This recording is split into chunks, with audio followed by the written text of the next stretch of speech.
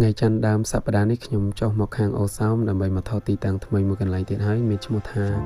ទឹកធ្លាក់ថ្លើមថ្មខ្មៅទឹកធ្លាក់ថ្លើមថ្មខ្មៅកំពុងតែពេញនិយមល្បីមកលេងកម្សាន្តពីសំណាក់បងប្អូនជាអ្នកដើរកម្សាន្តព្រៃភ្នំហើយក្នុងពេលនេះដែរអាកាសធាតុល្អបានរាំងភ្លៀងមួយរយៈអញ្ចឹងទឹកថ្លាស្អាតហើយមេឃបើកថ្ងៃស្រឡះល្អមកជះពន្លឺព្រះអាទិត្យត្រូវជាមួយនឹងចំហាយដំណក់ទឹកមកបង្កើតជាឥន្ធនូបូកផ្សំជាមួយនឹងទឹកធ្លាក់មកអញ្ចឹងទៀតស្អាតណាស់ថតរូបស្អាតមែនតើហែលទឹកលេងផងមើលទេសភាពអញ្ចឹងទៀតក្តីសុខណាស់អញ្ចឹងខ្ញុំមកសាកថ្មជីវិតនៅថ្ងៃច័ន្ទដើមសប្តាហ៍នេះមិនខកបំណងមែនហើយសម្រាប់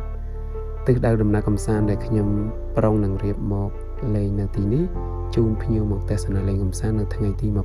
25-26 ខែកក្កដាថ្ងៃសៅរ៍អាទិត្យខាងមុខនេះហើយនឹងមានវគ្គបន្តមួយទៀតគឺថ្ងៃ1-2 ខែសីហាអញ្ចឹងលោកពូអ្នកមីងបងប្អូនដែលមានចំណាប់អារម្មណ៍ចង់មកទស្សនាកម្សាន្តលេងទឹកជ្រោះដែលស្រស់ស្អាតបែបនេះកុំភ្លេចទំនាក់ទំនងជាមួយនឹងទេសចរព្រៃភ្នំដើម្បីកក់ដំណើរកម្សាន្តមកលេងហើយដើរលេងកម្សាន្តជាមួយខ្ញុំមិនបារម្ភរឿងប្លង់ថតរូបទេនេះមើលចូលទាំងវីដេអូទាំងរូបភាពគឺខ្ញុំចាប់ប្លង់មកស្អាតមកនៅខាងទឹកធ្លាក់ថ្លើមថ្មខ្មៅនេះទឹកជ្រោះនេះមាន2ចំហៀង